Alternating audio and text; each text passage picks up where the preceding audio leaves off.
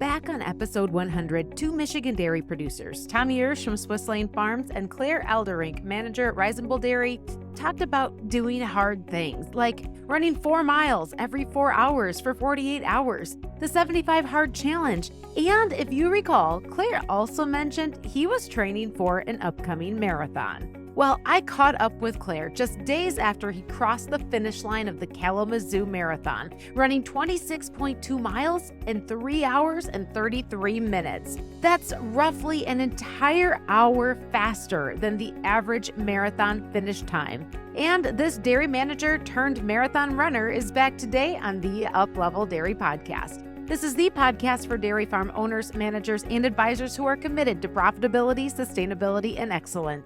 I'm your host, Peggy Coffeen, and it's my mission to bring you the conversations that will up-level your skill set and your mindset so you can be a top performer in the dairy farming business. And if you love the Up-Level Dairy Podcast, if this podcast is bringing value to you, I have a quick favor to ask. If you could just take a moment and make sure that you are following Up-Level Dairy Podcast on Apple or Spotify or subscribing to our YouTube channel, that will go a long way in helping make sure that I can keep providing this service to you. And if you have an extra minute, please go ahead and leave a rating and a review and tell me how much you're enjoying Up-Level Dairy Podcast. So getting back to Clare, well, when I first asked him how his race went, his simple response was this: it was hard.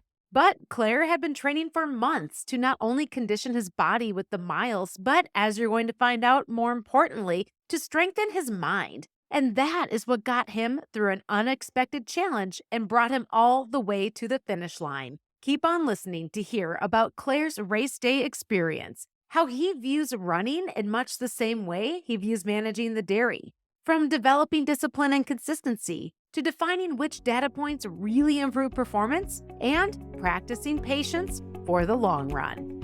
No pun intended. Well, I hope you enjoy catching up with Clare as much as I did to hear about his incredible marathon finish in Kalamazoo. Welcome back to the Up-Level Dairy Podcast, Clare. Thank you. Glad to be here. And Clare, for those of our listeners that might have missed you back on episode 100, just give us a quick introduction of who you are and what you do. I'm Clare Alderink. I manage a dairy in Bailey, Michigan, Ryzebol Dairy. I grew up the son of a dairy manager here in Michigan, about 60 miles from where I'm at now, and always worked on the farm, enjoyed it, liked being around the cows, went to Michigan State for the dairy management, and then worked in the industry a little bit, worked for some really good dairies, spent a little time in sales, and then eventually made my way back here to Ryzebol Dairy to be their manager and work with Ryan and Marika every day. And we got 3,000 cows here in West Michigan, and we really have a really great team, and we focus a lot on our milk quality, and we have a lot of fun, and we're raising our families, and just really, really blessed to be able to do all this. And I made friends with Tom Oesch along through my career before this, and him and I, we push each other, and we do a lot of different things. And now that we both, he's running a dairy, I'm running a dairy, we compare notes with other guys too. But yeah, and Tom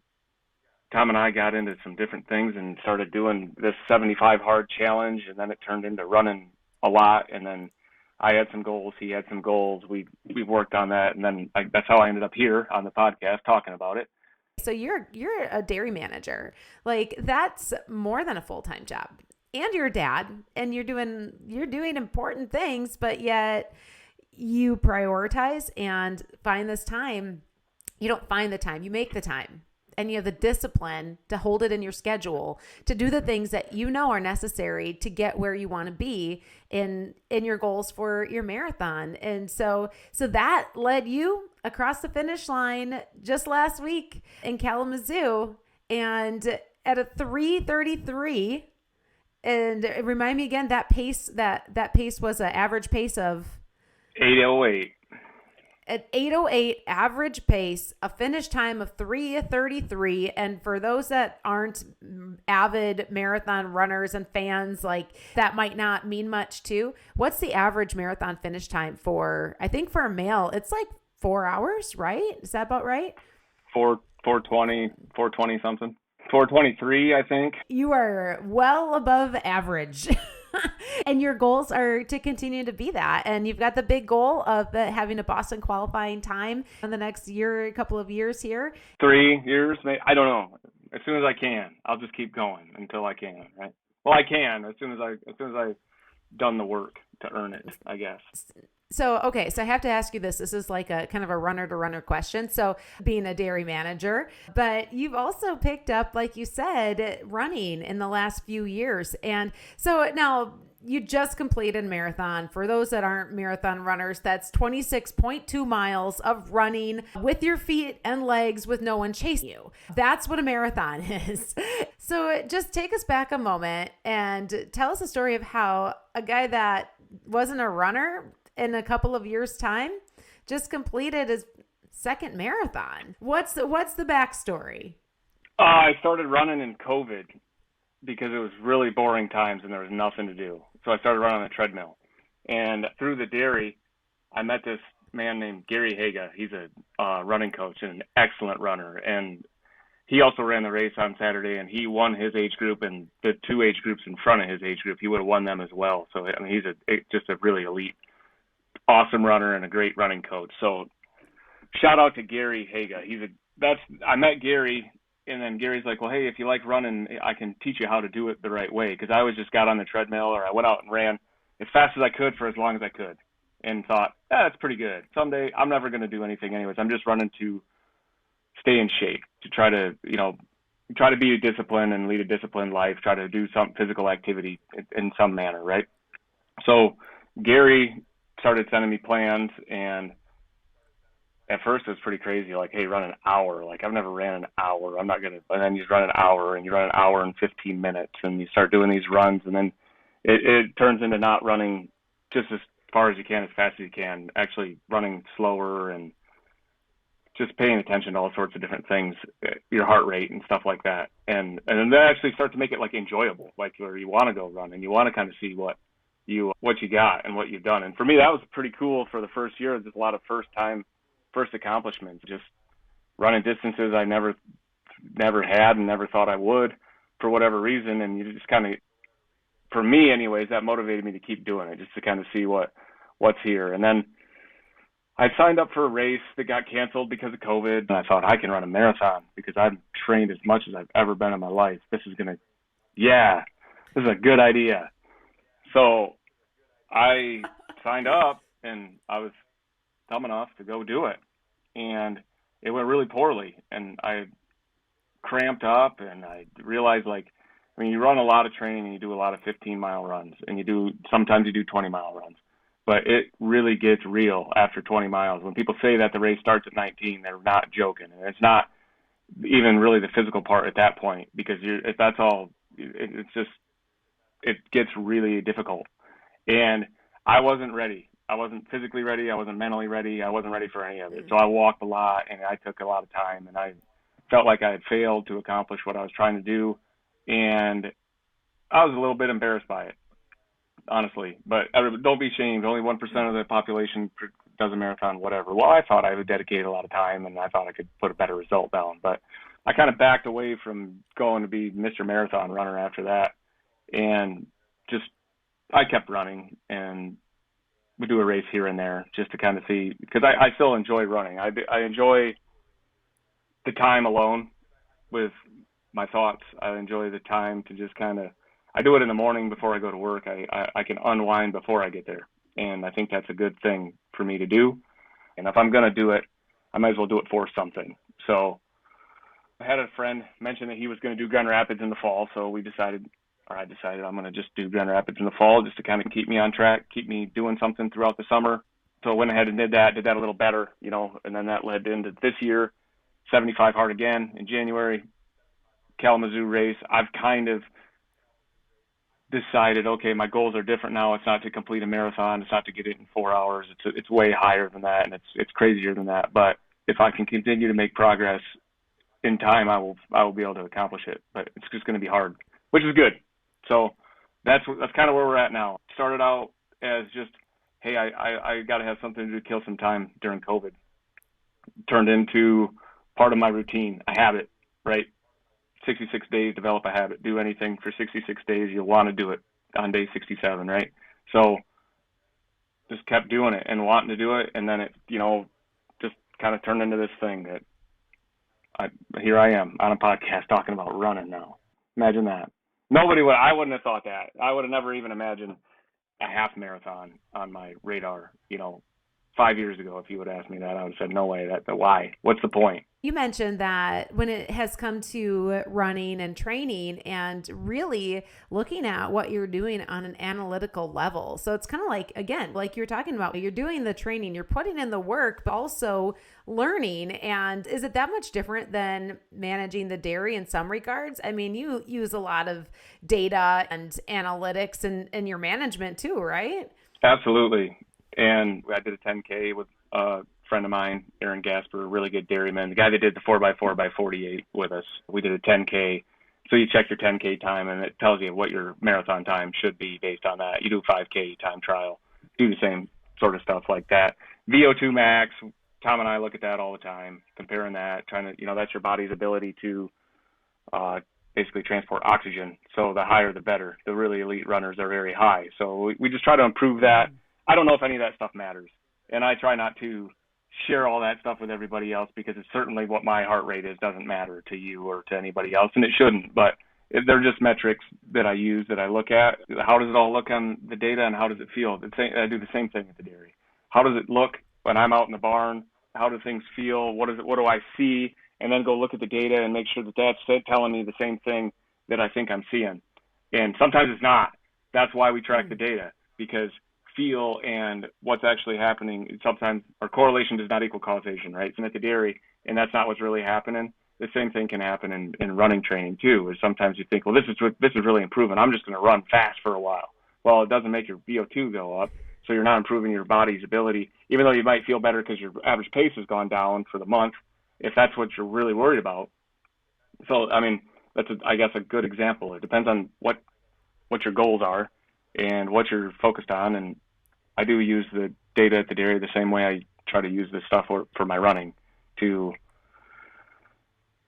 I guess, just to help determine what I think I'm seeing and feeling is true, right? To try to add more to the story. But I trust numbers and I like data, and I think we have to have it, because you can't just go all by feel, because that's why the technology exists.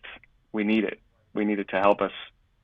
Well, I guess we don't need it, but it makes things easier. It makes it more useful. There's tons of people that have run way better than I ever will with nothing to monitor their heart rate. So I'm not saying that it can't be done without it, but I guess you can be more effective with it. Yeah, it arms you with some knowledge and some power through that. You always got to be willing to reflect on all the things and, look for areas where you can improve, right? And not expect things too fast either. It takes a long time to master a craft, and the dairy is a very good example. I've been doing this pretty much my whole entire professional life, and I'm not a master of this craft by any means. There's some things that we do well, and I have an excellent team, and I'm on a dairy that is a very good dairy, but every single day we've got to go out there and we've got to get better. And for me, I see it, like we look at more. I'm more critical of our system than anybody is of our system. You could come through and do a walkthrough or a tour, and wow, everything looks great. Yeah, and I can see some things that need to be improved. But it's how you channel that thought and how you want to do it. You don't want to look at it in a negative light, but I've got a long ways to go in my career and in running training or in being a father or all of those things, right? I haven't accomplished anything yet. So it's time to, I just got to stay focused on that. And that's how I approach the running thing. That's how I try to approach my job and my, position here every day. It's just, well, where can we get a little better? But don't look at everything as being bad either. I don't look at that and go, okay, well, this just isn't improving. And sometimes it just takes a long time, and you get on plateaus in all facets of life. Things, you have to spend a lot of time getting very little results, and then you'll have a major improvement, right? It's the same deal with dairy. Dairy takes a long time. I mean, we make a decision about these cows. If I want to change my breeding today, it's 1,000 days before I see the results of that, because I've got to wait for that cow to have the calf. I've got to raise her for 2 years. I've got to milk it for 300 days. And then I find out, was that a good idea? So it takes a long time. And that's dairy prepares us all for that, right? Like the results are not immediate. They're almost never immediate.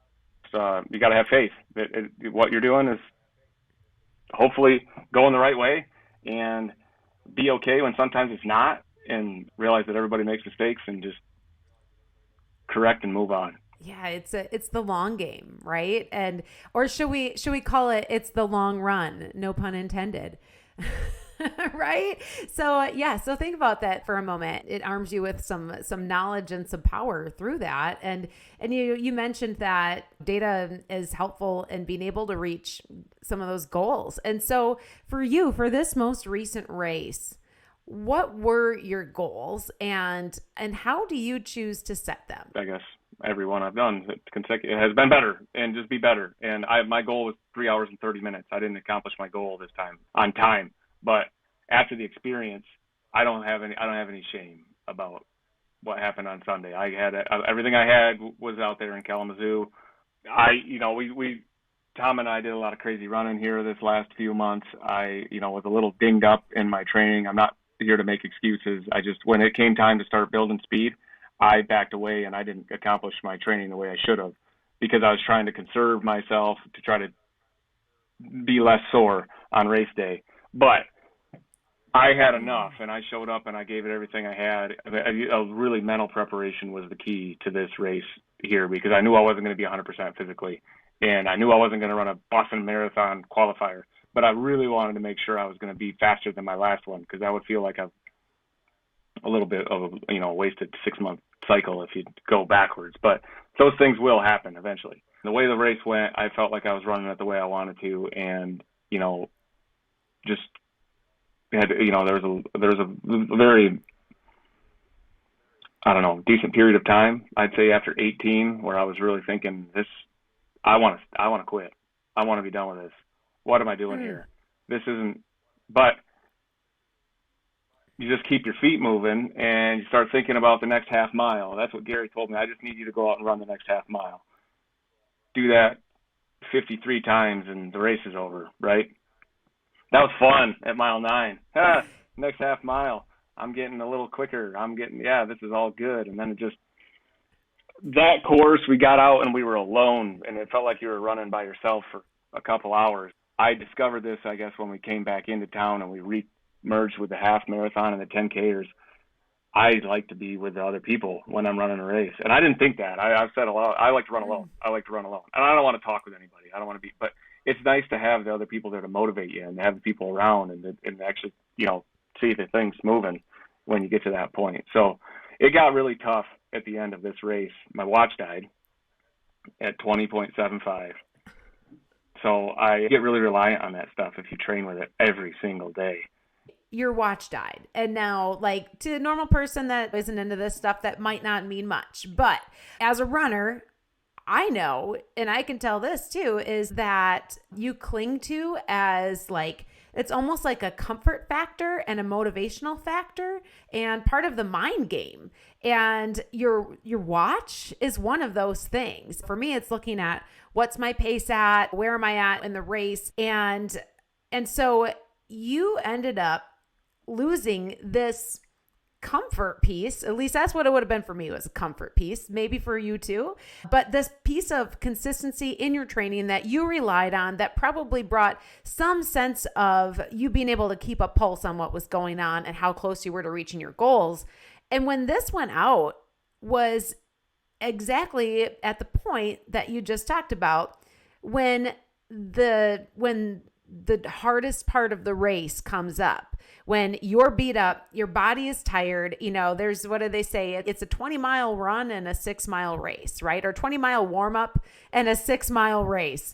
And so there could not have been a more challenging time in a marathon for a runner to lose their connection to something that has been with you as part of your training since the very beginning. And so you talked about this mental prep and how that got you through doing these hard things. And so you mentioned this book, A Confident Mind. What else? What else did you have to dig into when you are basically without having any idea where you are in your mileage and how much is left of the race? No speedometer. Driving in your car and all your instruments are gone. You're driving in the car. For example, for somebody that doesn't use their watch every day, you're driving down the road and everything goes blank. And now you got the car in front of you and the car behind you. But there were no cars around me. So you were at the most desolate point of this whole course, right? Like there's no one else around hardly at all. You have lost your connection piece to what you've had as a training partner for all of these months and months and months. So like, what was going through your head during that last 6 miles? There's only an hour left. That's what I kept. We can do this. Every run. I've ran lots and lots of times an hour, almost every day. Okay, well, I can run an hour. That's what I had to keep telling myself. I got another hour left. I can just keep doing this. I'm going to find the people. It's going to get easier when you get around and there's more excitement. And I just got to keep running because it's not going to get – the only way to get it done is to keep moving faster or as fast as I can. I saw it once at one of the water stations. I shuffled my feet a little bit, but I didn't walk because once you stop, and it's over. It's done. You don't start running again. And then the defeat and all the dumb things creep in. But I wasn't ready. I wasn't willing to lose. So I'm just going to keep my feet moving and keep pushing and thinking about, I'm going to get through this. And I don't remember much of it, honestly. That window, there wasn't much going on. I was trying to shuffle around my playlist and figure out where I was going. And there was one other guy that I ran into a little bit before we got into all the people. And I don't know. I guess what that proves, though, is all that I don't need the watch. It doesn't matter. And what was I going to do? Was I going to do some special strategy that I was going to deploy where I was going to start running a minute faster mile? No. I was going to run as hard as I could anyways, whether my watch told me what I was doing or not. So I just decided I'm just going to stick to that. I'm just going to try to, I've run enough of these miles. I should probably know what my pace should feel like anyways, right? So just keep going and it was at the point of the race to conserve anything anyways. So just give it all you got. It's going to last less than an hour. And that's kind of what I stuck to and just kept going and made it just fine. You felt like you left it all on the course, right? Like you gave it everything. And that was satisfying for you, right? Like that was success. You got to believe that you're good enough, and whatever you got to be able to go and you give that, and that's what you have. And you have to have total confidence that I've done the work. I have the receipts. I'm here to run this marathon, and I'm going to give it. And you'll often find out you have more than you thought you had, right? But if you're not willing, if you don't believe, if you don't, then there's no way. You're the gatekeeper. You have to have the confident mind is the book, right? So you got to have the confidence. You got to know I'm not thinking about running when it gets to that point, because I've reached a level of confidence with my running that I'm not thinking about that and analyzing that. I'm thinking about just trying to keep things going and keep moving and keep pushing and just stay focused, right? So it really helped a lot, and that I would highly advise to check that out, because it really, the mindset is what matters at mile 19 through the rest. You're physically, everybody's beat up by that point. Everybody's beat up. I mean, even if they're running a lot faster, nobody's running 18 miles and feeling good at mile 19. They're lying to you. If you're racing and you're pushing yourself and you're trying to accomplish that, then you got to find something else to work with for an hour or so, right? And that's what it was like, and that's what we did on Sunday. That could have been a moment where that one little thing could have really thrown you off from your goal that you've been training months for, just because, like, none of us are at our best when we're exhausted, when we're at our point of, physical and mental stress.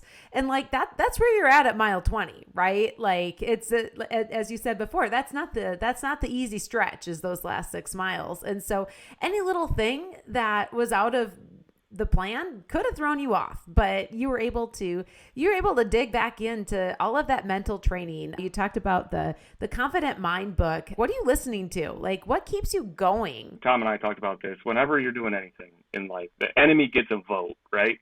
So you can have all the perfect preparation. You can do everything just the way it's supposed to go, and there are still going to be issues and there's still going to be problems. So you just got to keep that in mind and like, okay, well, now I don't have this, but it's a good thing that I did these other 7 or 8 things that I did to prepare for this, to make it so if one thing goes wrong, the whole entire strategy doesn't unravel, right? You have to be ready to get punched back always, right? And that's the number one thing you remember, that every plan is perfect until deployment. And then you start to find out that there's an alternative plan that is against that plan, and you've got to try to combat that sometimes, and things are going to go wrong. And how you respond to that is probably more or equally important to how you execute the plan altogether. And so you were able to respond to the biggest challenge at the most grueling point in this race by keeping going. And when you look back at your data and your analytics, you can kind of figure out what you ended up pacing those last 6 miles at, even if your watch wasn't able to tell you. And so what did that look like? How much did it change from the first 1 through 20 pace to how you finished the last 6? I think my watch said I was at 8:05 and I finished at 8:08. So my last 6 were probably quite a bit slower, but maybe like 8:15s or something like that. Not like insane slower. The Race Joy app was off by like a half mile. So I hit mile 26 and I could almost still see the 25-mile marker behind me. I was like, this is wrong. Because I thought I was on time for a while, but I started to realize when I saw the 3:30 pace group fade on the horizon, I was not at 3:30, but it was telling me I was at 3:29, 3:28. I was going to get my goal, but I kind of realized that something's amiss. But I finished fine. Really, in the grand scheme of things, we're talking a change in your pace of maybe 5 seconds a mile. Like, that's quite minimal. And I think that's the thing that I really want to draw out here for you, Claire, in this whole experience, was that like you were able to keep consistent, but because you had a base of having done the hard things, knowing that you were prepared, and having done that mental preparation to help you be able to see that, right? And that's what kept you consistent, even when your dashboard went out. And how much does that speak to other things in life that you experience on the dairy or, other times too, where you're able to just kind of realize that your preparation and doing the hard things along the way had set you up to be able to get through a challenge and come out on a positive note with something that is satisfying and successful on the other side? That's a good question. That's a lot of question. Just through the consistency, just like you said. I mean, we do, and that's what a dairy is.